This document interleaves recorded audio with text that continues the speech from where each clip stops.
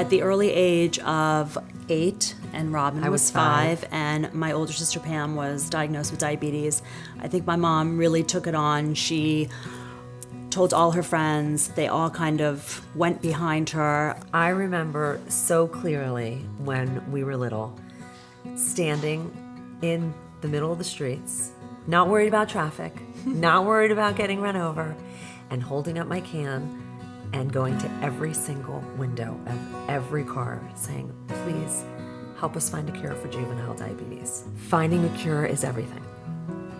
It will help every single person who struggles every day with diabetes. We can't do it alone. You know, like everyone says, it takes a village. I didn't know anything about diabetes. It was overwhelming. My head was ready to explode. I didn't know how I was going to take care of her. When your child is faced with a challenge such as diabetes, you'll do whatever it takes to take that burden away from them. And that's what I'm trying to do. When your child has type 1 diabetes, it's a whole different way of life. I don't sleep at night because I wonder if his sugar is going to drop and then he may not wake up, or if it gets too high and the long-term impact of high blood sugar and what that will do to him.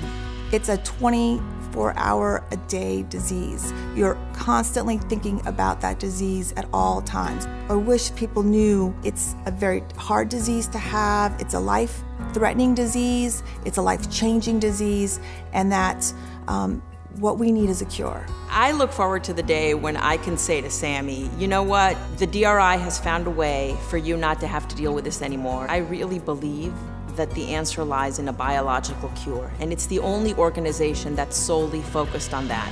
I hope people here tonight understand that the work that happens in that building is really magical. It's really a perfect combination of science and art. It's people who are creative and committed, and what they do is going to have a tremendous impact. My daughter Stacy was diagnosed just before she was 4 years old.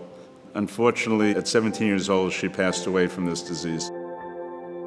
People don't understand how serious this disease is because most people that have diabetes look perfectly healthy.